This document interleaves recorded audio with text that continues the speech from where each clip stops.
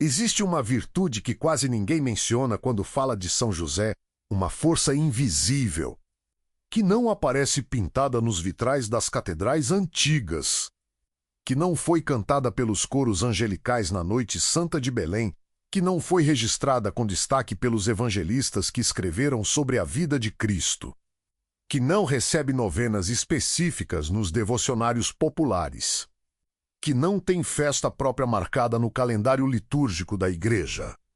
Uma virtude esquecida, ignorada, deixada de lado nas pregações e nos livros de espiritualidade, mas sem ela, o menino Jesus não teria sobrevivido aos primeiros anos de vida. A Sagrada Família não teria resistido às perseguições e às fugas. O plano de Deus para a salvação da humanidade teria encontrado um obstáculo humano intransponível. Essa virtude silenciosa e poderosa é o cansaço oferecido. O cansaço que não reclama quando tem todo o direito de reclamar. Que não desiste quando desistir seria compreensível. Que não exige reconhecimento quando o reconhecimento seria merecido. Que acorda no dia seguinte, mesmo quando o corpo implora desesperadamente por mais algumas horas de descanso. Mesmo quando os ossos doem e os músculos protestam. Mesmo quando a mente está nublada pela exaustão e continua. Simplesmente continua. Um passo depois do outro. Uma tarefa depois da outra. Um dia depois do outro. Sem holofotes, sem aplausos. Sem testemunhas. José de Nazaré conheceu essa virtude melhor do que qualquer outro homem que já caminhou sobre esta terra. Ele a viveu de forma tão profunda, tão constante, tão absoluta, que ela se tornou parte inseparável de quem ele era. Não como um fardo imposto de fora, mas como uma oferenda que brotava de dentro, do seu coração de pai, do seu amor de esposo, da sua fé de homem justo.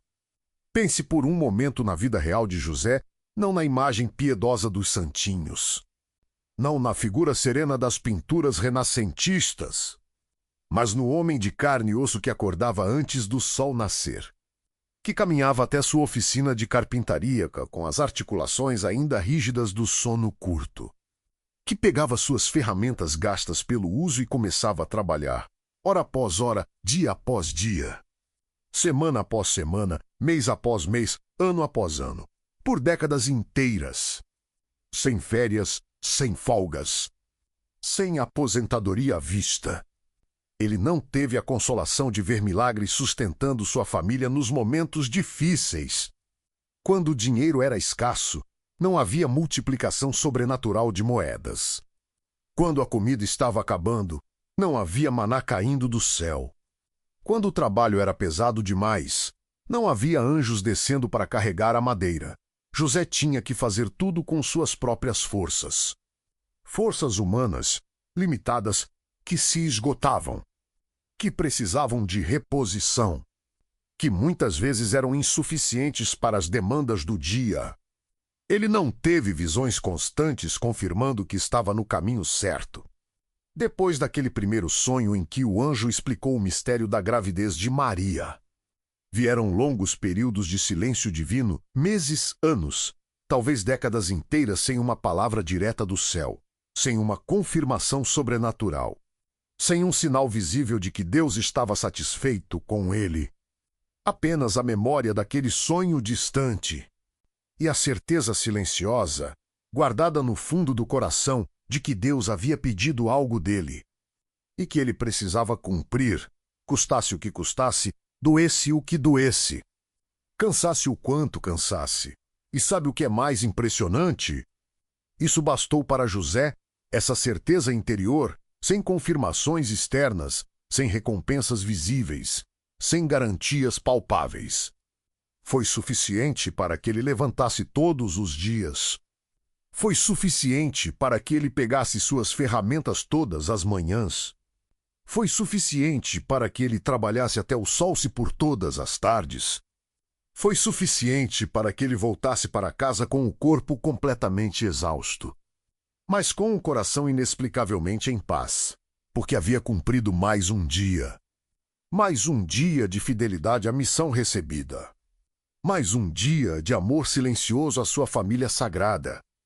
Mais um dia de cansaço oferecido como oração ao Deus que ele amava, e esse cansaço desprezado pelo mundo, esse cansaço que ninguém via, esse cansaço que ninguém aplaudia, esse cansaço que parecia não ter nenhum valor especial.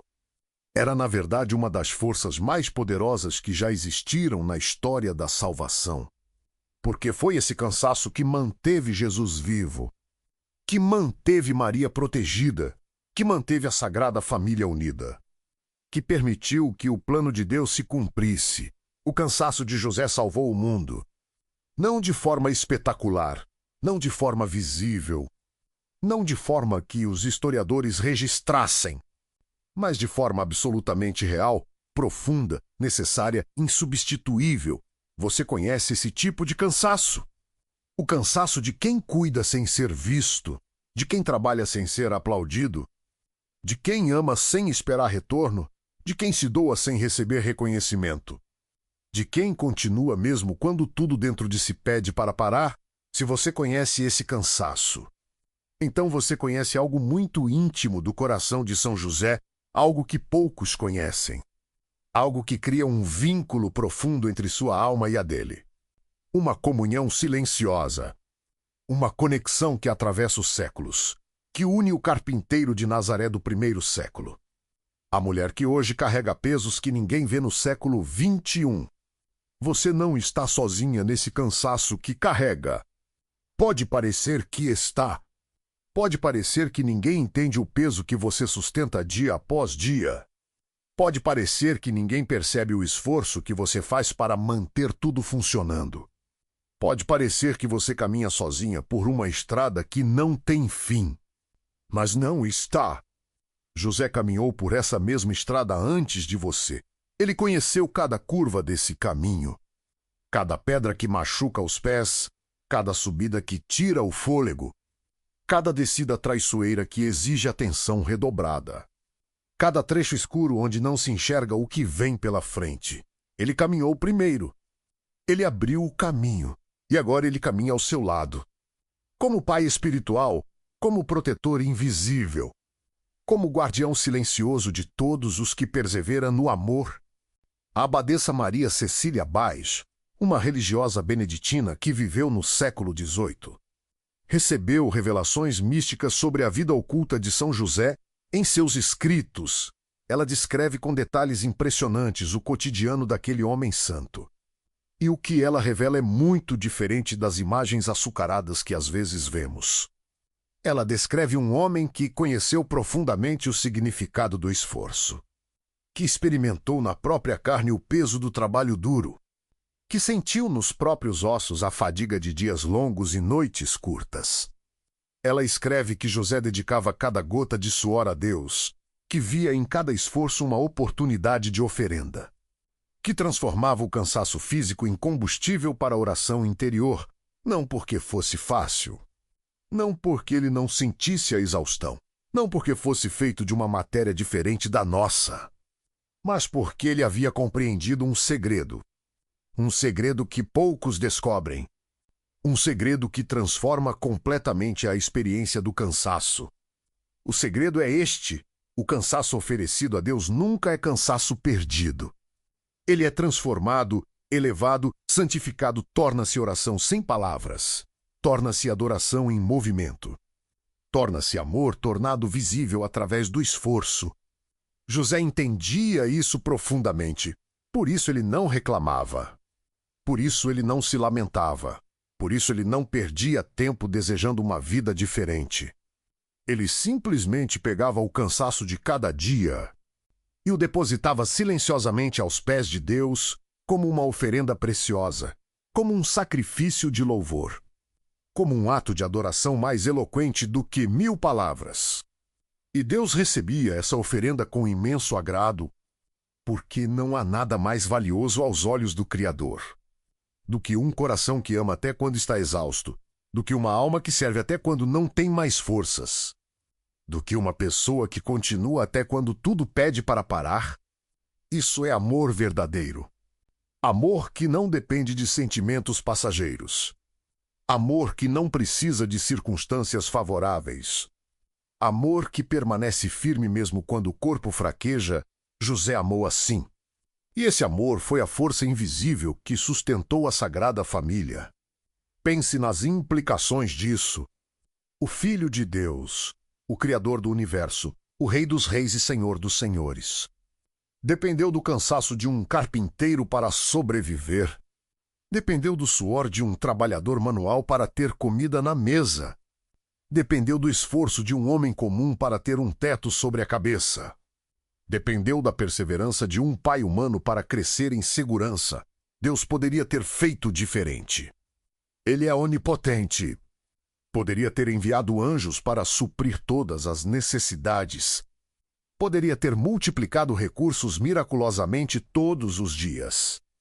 Poderia ter criado um escudo sobrenatural ao redor da Sagrada Família.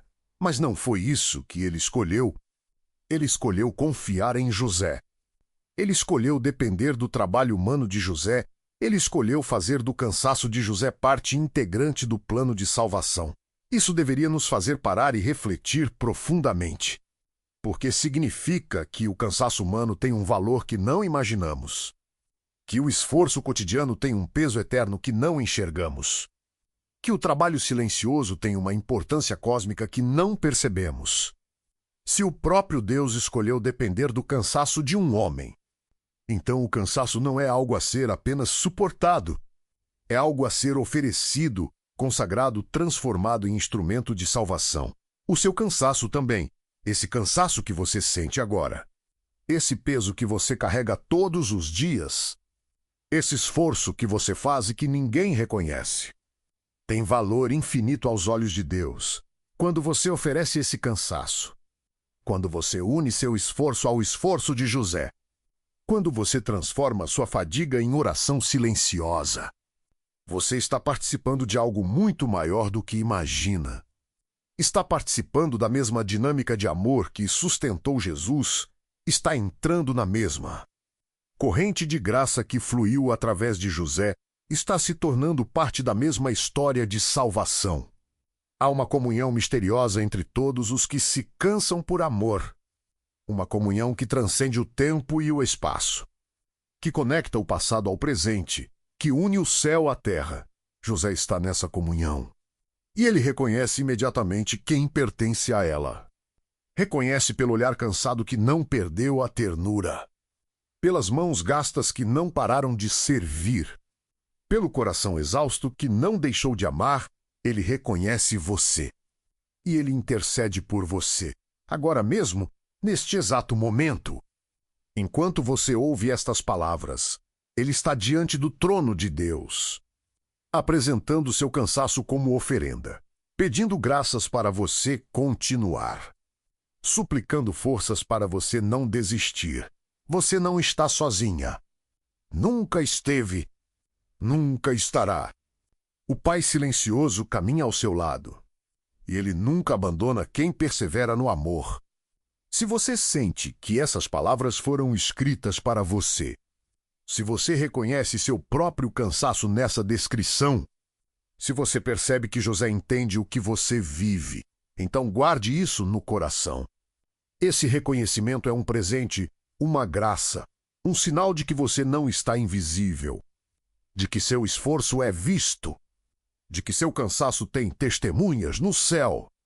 E se você conhece alguém que também carrega esse tipo de cansaço, alguém que luta em silêncio todos os dias, alguém que precisa saber que não está sozinha, leve esta mensagem até essa pessoa, porque às vezes o maior ato de caridade que podemos fazer é mostrar a alguém que seu cansaço invisível tem valor infinito diante de Deus. Pense nas mãos de José, feche os olhos por um momento e tente visualizar essas mãos.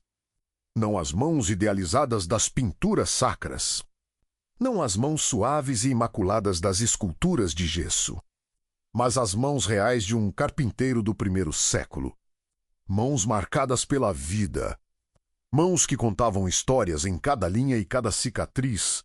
Mãos de trabalhador. Mãos calejadas pela madeira áspera que passava por elas todos os dias. Mãos endurecidas pelo contato constante com ferramentas pesadas. Mãos que conheciam intimamente o peso do martelo, o fio da serra, a resistência do formão, a textura de cada tipo de madeira. Mãos que ficavam ásperas no inverno, rachadas pelo frio seco que soprava das montanhas da Galileia.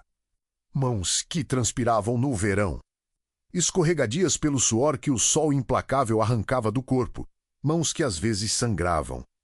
Quando uma lasca de madeira se cravava na pele, quando uma ferramenta escapava e cortava a carne, quando o trabalho exigia mais do que o corpo podia dar, mãos que doíam no final do dia, com articulações rígidas, com músculos fatigados, com uma exaustão que ia até os ossos. Essas eram as mãos de José, mãos de um homem real. Mãos que conheciam o significado verdadeiro do trabalho. Todos os dias, ao nascer do sol, essas mãos pegavam ferramentas. Os mesmos gestos repetidos milhares de vezes, pegar o martelo, posicionar o prego, golpear com precisão, pegar a serra, apoiar a madeira, cortar no ângulo certo, pegar o formão, encaixar na madeira. Esculpir com paciência, gestos simples, gestos comuns, gestos que qualquer carpinteiro da época fazia. Mas nas mãos de José, esses gestos tinham um peso diferente. Porque essas mãos não trabalhavam apenas para ganhar o pão. Trabalhavam para alimentar o pão da vida, não construíam apenas móveis e utensílios. Construíam um ambiente onde o Filho de Deus cresceria. Não sustentavam apenas uma família comum. Sustentavam a Sagrada Família. Pense no peso dessa responsabilidade. José sabia que quem era aquele menino que dependia do seu trabalho.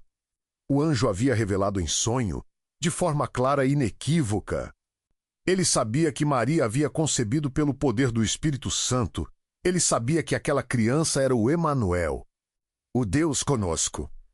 Ele sabia que estava diante do mistério mais profundo de toda a história.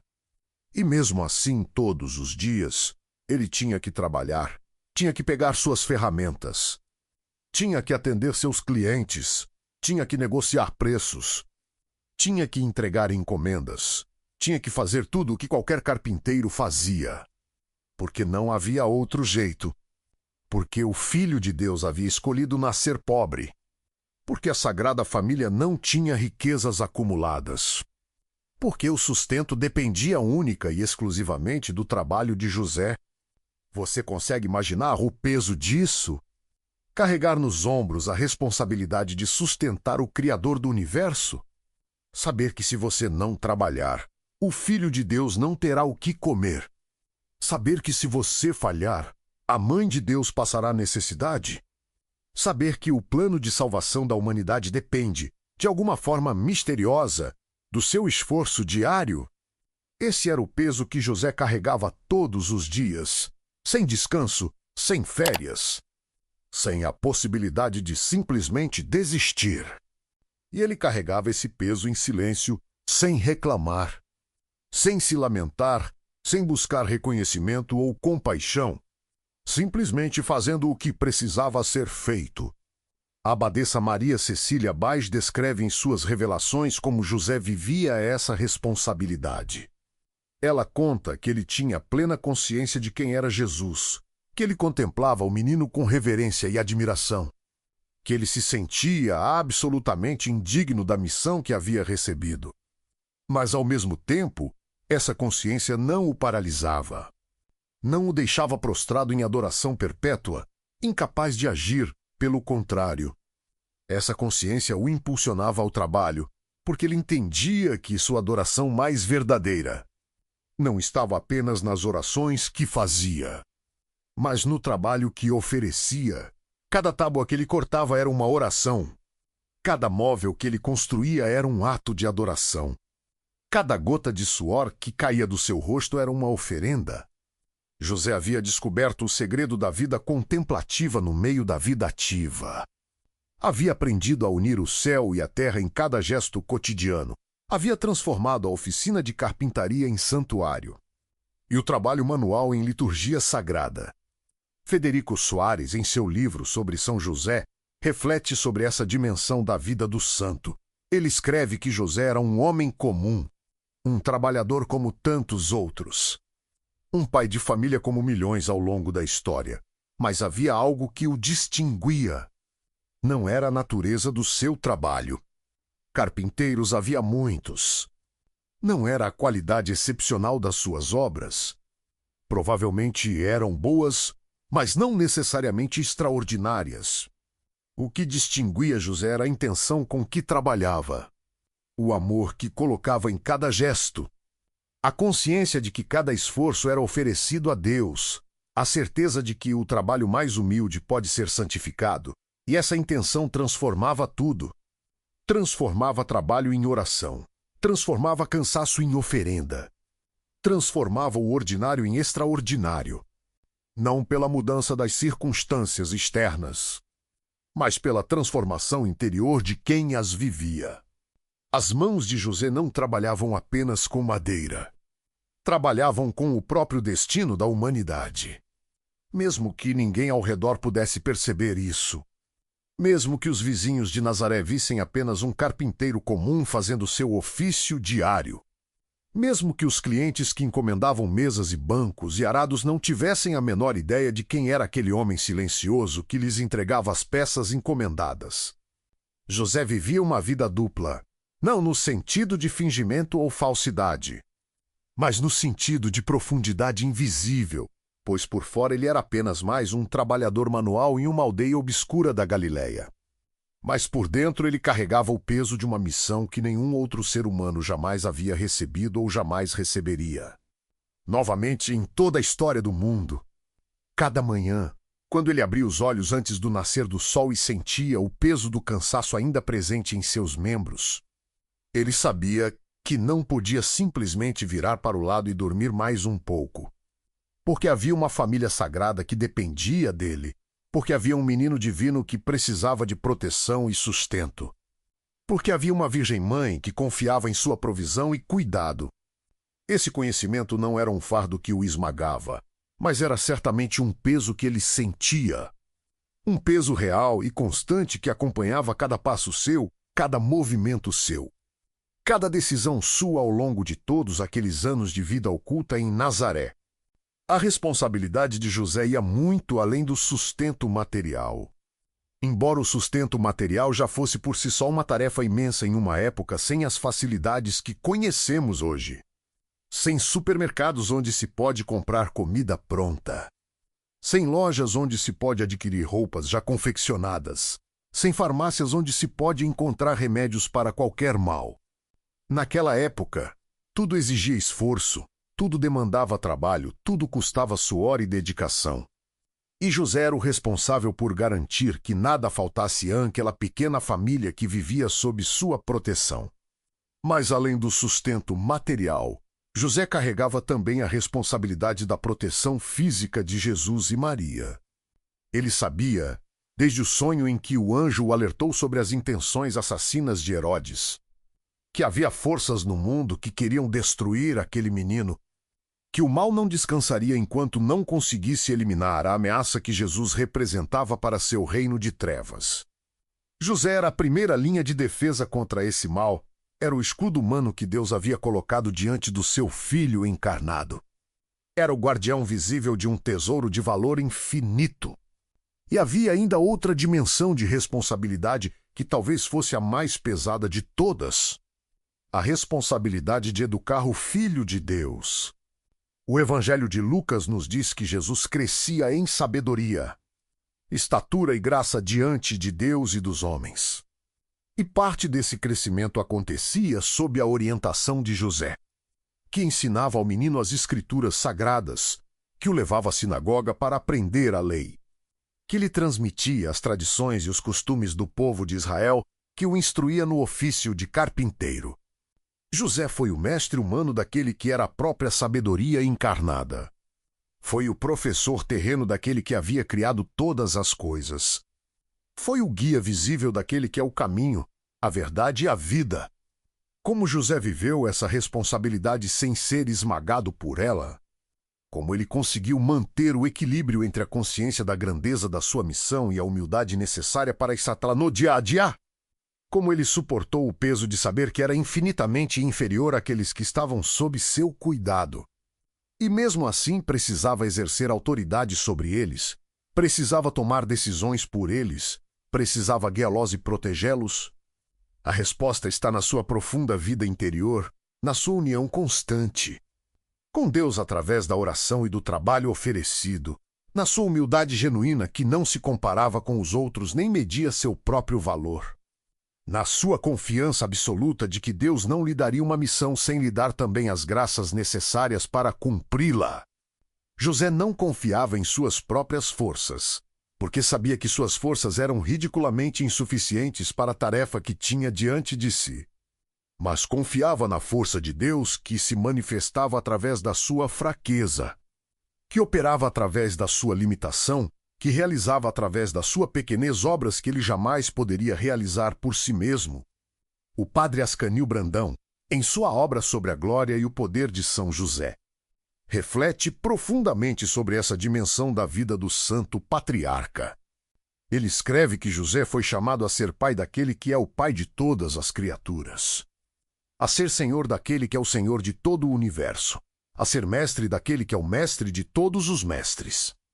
E essa inversão aparente da ordem natural das coisas, essa situação em que o menor cuida do maior, em que o servo comanda o Senhor, em que a criatura protege o Criador, longe de ser uma anomalia, era na verdade a expressão mais pura da lógica do reino de Deus. Onde os últimos são primeiros, onde os pequenos são grandes, onde os servidores são os verdadeiros líderes. José abraçou essa lógica divina com todo o seu ser. Ele não questionou por que Deus havia escolhido um caminho tão paradoxal. Ele não protestou contra uma missão que parecia impossível para um simples carpinteiro. Ele não pediu sinais adicionais ou garantias extras antes de aceitar o que lhe era pedido. Ele simplesmente obedeceu, simplesmente confiou, simplesmente se entregou. E nessa obediência, nessa confiança, nessa entrega, encontrou a força para carregar um peso que teria esmagado qualquer pessoa que tentasse carrego com suas próprias forças. E aqui está uma lição preciosa para todos nós que também carregamos responsabilidades que parecem grandes demais para nossos ombros. Talvez você seja uma mãe que sente que não está à altura da tarefa de educar seus filhos. Talvez você seja uma esposa que carrega o peso de manter uma família unida em tempos difíceis. Talvez você seja uma filha que cuida de pais idosos enquanto também cuida de tantas outras obrigações. Talvez você seja uma trabalhadora que sente que as demandas do seu emprego excedem suas capacidades. Seja qual for o peso que você carrega, José entende, José conhece, José intercede. Ele não intercede para que o peso seja removido, porque muitas vezes o peso é parte essencial da nossa missão, é o instrumento através do qual Deus nos molda e nos santifica. Mas ele intercede para que recebamos a graça de carregar esse peso com amor, com paciência, com perseverança, com a mesma fidelidade silenciosa que ele demonstrou ao longo de toda a sua vida. Ele intercede para que nossos ombros sejam fortalecidos, não para que a carga seja diminuída, para que nosso coração seja alargado. Não para que as responsabilidades sejam reduzidas, para que nossa fé seja aprofundada, não para que os desafios sejam eliminados. Se você sente o peso da responsabilidade hoje, se você às vezes se pergunta como vai conseguir continuar carregando tudo o que está sobre seus ombros, se você olha para suas próprias forças e as vê tão insuficientes diante do que precisa ser feito, então você está mais perto do coração de José do que imagina. Porque ele também sentiu isso, ele também viveu isso, ele também conheceu essa sensação de inadequação diante de uma missão imensa. E foi exatamente nessa inadequação que a graça de Deus encontrou espaço para operar. Foi exatamente nessa fraqueza que a força divina se manifestou com todo o seu poder. O Evangelho não registra uma única palavra pronunciada por José. E quando paramos para refletir sobre esse fato aparentemente simples, descobrimos que ele contém uma profundidade espiritual que poucos conseguem alcançar em suas vidas de fé. Pense em todos os personagens que aparecem nas páginas do Novo Testamento. Desde os apóstolos que fizeram discursos memoráveis até as mulheres que dialogaram com Jesus. Desde os fariseus que debateram questões da lei até os pecadores que clamaram por misericórdia. Todos eles têm suas palavras registradas. Todos eles deixaram alguma declaração que atravessou os séculos e chegou até nós. Mas José, o homem que viveu mais próximo de Jesus durante os anos mais longos da vida terrena do Salvador. Esse homem não tem uma única frase preservada nas Escrituras. Não tem um único discurso memorável, não tem uma única declaração que possamos citar e estudar. Esse silêncio não é acidental. Não é uma falha dos evangelistas que se esqueceram de registrar suas palavras. Não é uma lacuna que deveria ter sido preenchida. Esse silêncio é intencional, é significativo, é parte essencial da mensagem que a vida de José transmite para todas as gerações que viriam depois dele. O Espírito Santo, que inspirou os autores sagrados, escolheu deliberadamente preservar o silêncio de José. Porque esse silêncio fala mais alto do que qualquer discurso poderia falar. Porque esse silêncio ensina mais do que qualquer sermão poderia ensinar. Porque esse silêncio revela mais do que qualquer explicação poderia revelar. O que o silêncio de José nos revela? Ele nos revela que existe uma forma de comunicação com Deus que transcende completamente as palavras. Uma forma de oração que acontece no nível mais profundo do ser. Uma forma de adoração que se expressa não através do que dizemos, mas através do que fazemos e do que somos. José não precisava falar porque sua vida inteira era uma declaração eloquente de amor e fidelidade. Cada gesto seu era uma palavra pronunciada diretamente ao coração de Deus. Cada ação sua era uma oração mais poderosa do que qualquer fórmula verbal poderia ser.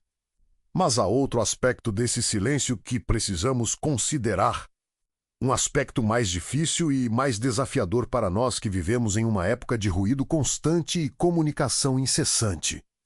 O silêncio de José nos revela também que o cansaço verdadeiro, o cansaço profundo que vem de uma vida inteiramente dedicada ao serviço dos outros.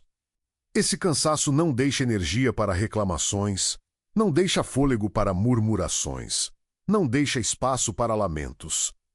Quando uma pessoa está genuinamente exausta de tanto amar, de tanto servir, de tanto se doar, ela não tem mais forças para gastar com palavras vazias, com queixas inúteis, com lamentações que não mudam nada. José estava cansado demais para reclamar, e isso não é uma fraqueza, é uma forma suprema de força. Ele estava tão completamente entregue à sua missão, tão totalmente consumido pelo amor à sua família sagrada, tão absolutamente dedicado ao cumprimento da vontade de Deus, que simplesmente não sobrava nada para ser gasto com palavras desnecessárias. Todo o seu ser estava concentrado em fazer o que precisava ser feito, em cumprir o que precisava ser cumprido, em amar quem precisava ser amado, e essa concentração total não permitia dispersões. Não tolerava distrações, não admitia desperdícios de energia com o que não era essencial. Quantas vezes nós gastamos energia preciosa reclamando das circunstâncias da nossa vida, murmurando contra as dificuldades que enfrentamos, lamentando os pesos que precisamos carregar? Quantas vezes usamos nossas palavras não para edificar e abençoar, mas para desabafar frustrações que, no fundo, não mudam em nada a realidade que precisamos enfrentar? Quantas vezes falamos quando deveríamos simplesmente agir? Discutimos quando deveríamos simplesmente obedecer? Questionamos quando deveríamos simplesmente confiar? O silêncio de José é um espelho que reflete nossas próprias tagarelices, nossas próprias reclamações, nossos próprios desperdícios de energia com palavras que não constroem nada. E há ainda uma dimensão mais profunda nesse silêncio que merece nossa contemplação demorada. José calou-se diante do mistério porque entendeu que algumas realidades são grandes demais para serem capturadas em palavras humanas. Ele viveu ao lado da Virgem Maria, A criatura mais perfeita que já existiu depois de Cristo. A mulher cheia de graça que carregou em seu ventre o Filho do Altíssimo. Ele conviveu diariamente com Jesus, o Verbo de Deus feito carne, a segunda pessoa da Santíssima Trindade encarnada em forma humana. Diante de tais mistérios, diante de tais maravilhas, diante de tais realidades que transcendem completamente a capacidade humana de compreensão, o que José poderia dizer? Que palavras seriam adequadas? Que discurso seria suficiente? O silêncio de José era o silêncio da adoração. O silêncio de quem está tão completamente imerso na contemplação do divino que as palavras se tornam não apenas desnecessárias, mas impossíveis. Era o silêncio de quem entendeu que a melhor resposta ao mistério não é a explicação, mas a reverência, não é o discurso, mas a prostração interior, não é a análise, mas a entrega. José não tentou explicar o que estava vivendo. Não tentou racionalizar o que estava testemunhando. Não tentou reduzir a conceitos compreensíveis o que era infinitamente maior do que qualquer conceito poderia abarcar. Ele simplesmente viveu o mistério, simplesmente habitou nele, simplesmente se deixou envolver por ele e nesse viver silencioso encontrou uma comunhão com Deus mais profunda do que qualquer teólogo jamais alcançou, através de suas elaborações intelectuais. Federico Soares, em suas meditações sobre a figura de São José, escreveu palavras que iluminam profundamente essa dimensão do silêncio do Santo Patriarca. Ele observou que José passa pelo Evangelho como uma sombra, despercebido, sem agitação e sem ruído, mas que esse passar silencioso não indica insignificância, antes revela uma qualidade rara e preciosa. O silêncio de José, segundo Soares, não é o resultado de uma vida vivida em circunstâncias tão vulgares que não haveria nada digno de ser dito.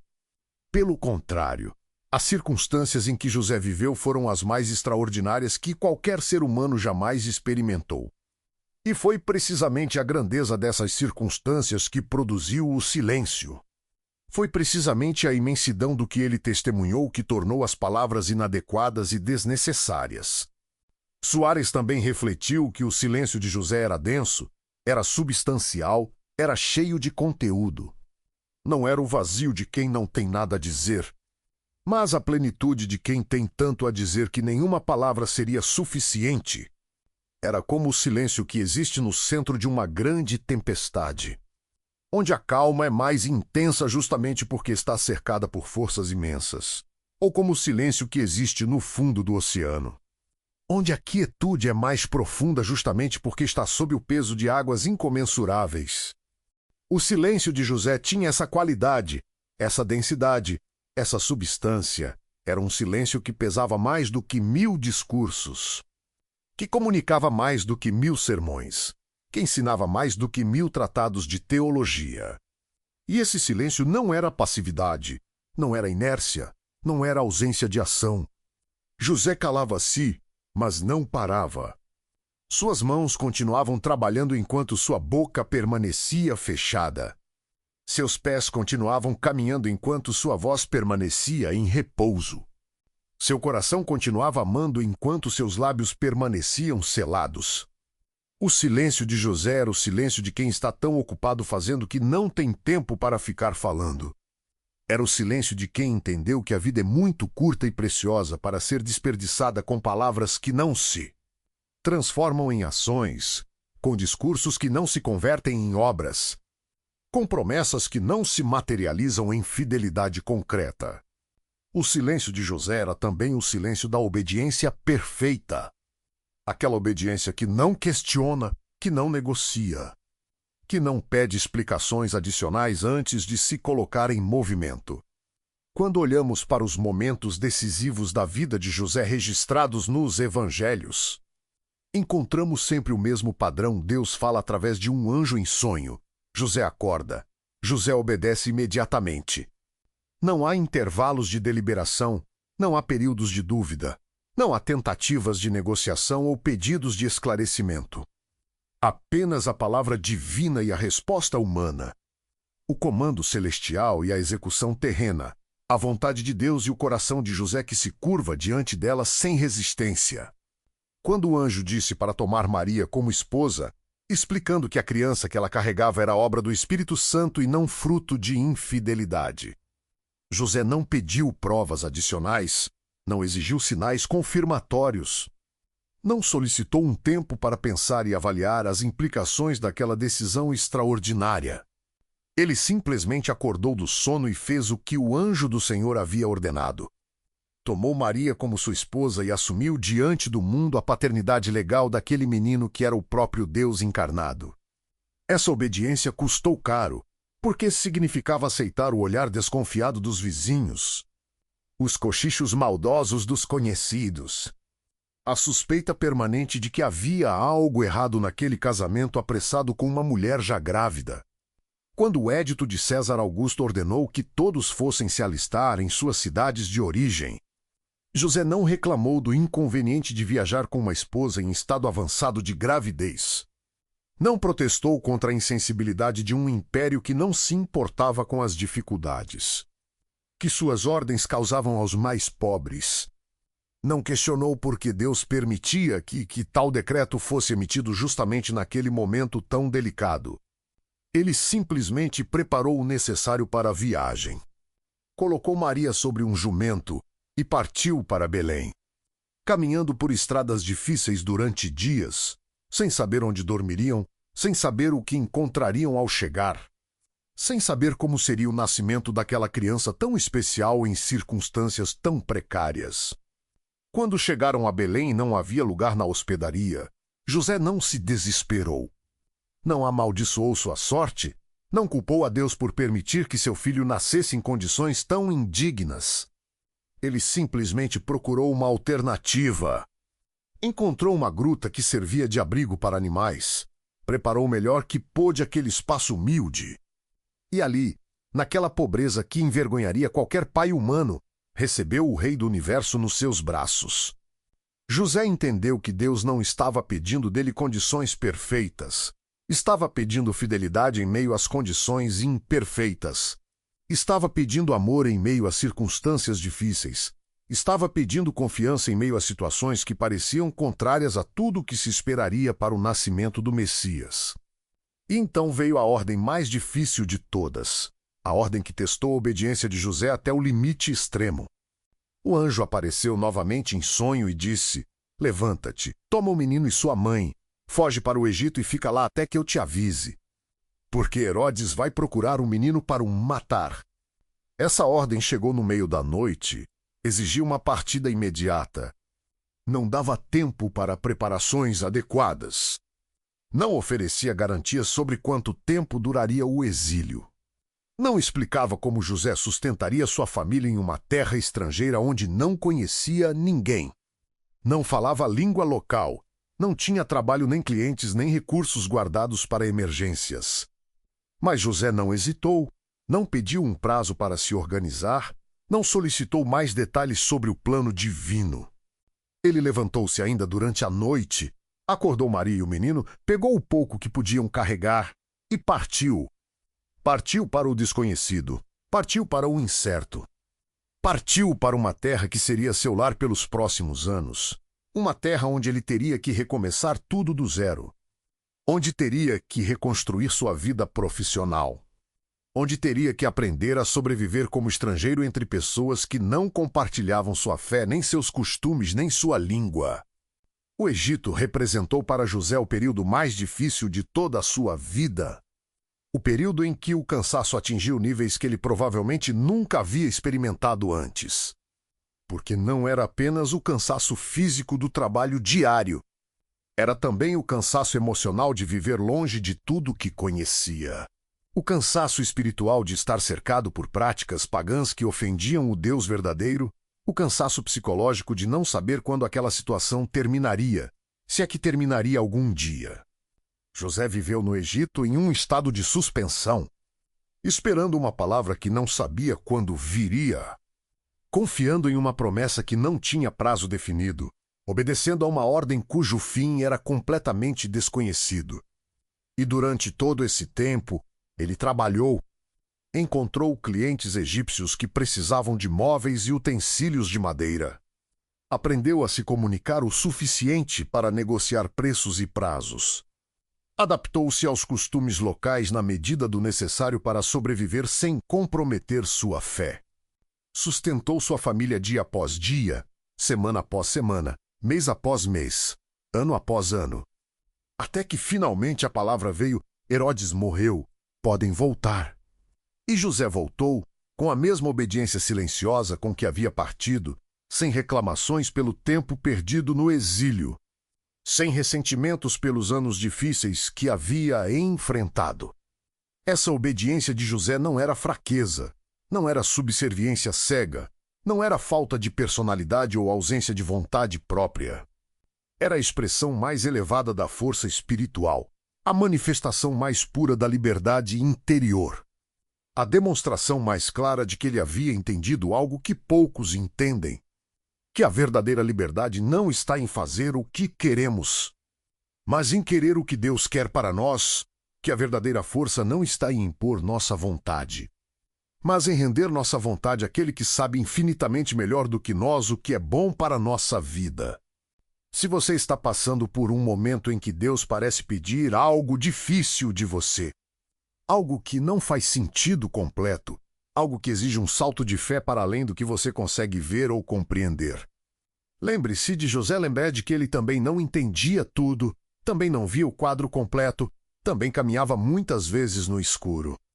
Guiado apenas pela luz tênue da fé e pela certeza interior de que Deus era fiel às suas promessas. E se José conseguiu obedecer em circunstâncias tão extremas, você também pode, com a graça de Deus e a intercessão desse Pai silencioso que conhece tão bem o caminho da obediência amorosa. O cansaço de José não era apenas físico. Embora o cansaço físico fosse real e constante e pesado sobre seus ombros todos os dias de sua vida adulta, havia uma dimensão mais profunda nesse cansaço, uma dimensão que tocava as fibras mais íntimas da sua alma e que poucos conseguem compreender porque poucos viveram algo remotamente parecido com o que José viveu. Era o cansaço de carregar um mistério grande demais para a mente humana. O cansaço de conviver diariamente com realidades que transcendiam completamente sua capacidade de compreensão. O cansaço de ser guardião de segredos que não podia compartilhar com ninguém. José sabia quem era aquele menino que corria pela casa, que brincava com pedaços de madeira na oficina, que o chamava de pai com uma voz infantil cheia de ternura.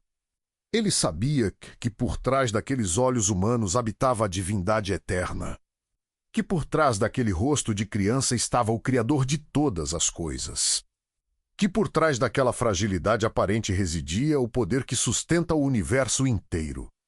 E esse conhecimento era ao mesmo tempo a maior alegria e o maior peso de sua existência, porque como se vive normalmente quando se sabe algo assim? Como se realiza as tarefas cotidianas quando se tem consciência de que aquele que depende de você é infinitamente maior do que você jamais poderia ser? A abadesa Maria Cecília Baix, em suas revelações sobre a vida oculta de São José, descreve momentos em que o santo patriarca era tomado por uma contemplação tão profunda do mistério que o cercava, que mal conseguia realizar suas tarefas. Ela conta que havia ocasiões em que José olhava para Jesus e era arrebatado por uma compreensão súbita da grandeza daquele menino.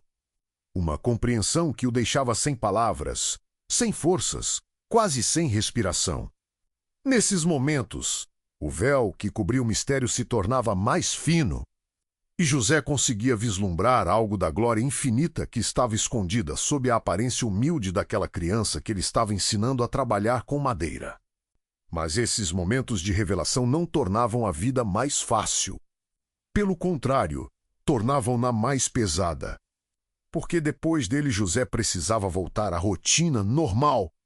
Precisava continuar serrando e martelando e aplainando. Precisava continuar negociando com clientes e comprando materiais e entregando encomendas. Precisava continuar vivendo como se fosse um carpinteiro comum quando sabia que era o guardião do maior tesouro do céu e da terra.